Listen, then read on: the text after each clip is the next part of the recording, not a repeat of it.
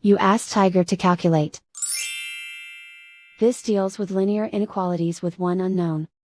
The final result is h equal or greater than 1. Let's solve it step by step. Simplify the expression. Expand the parentheses.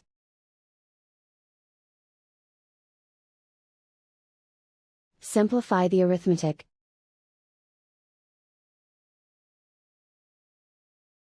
Swap sides.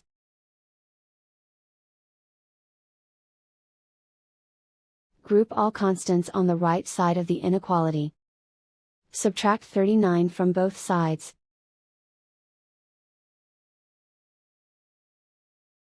Simplify the arithmetic.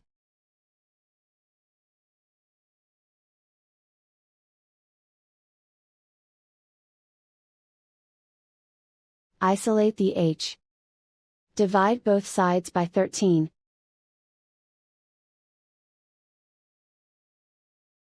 Simplify the fraction.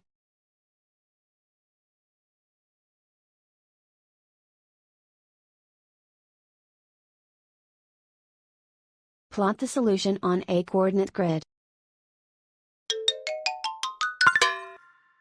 And so the final result is h equal or greater than 1.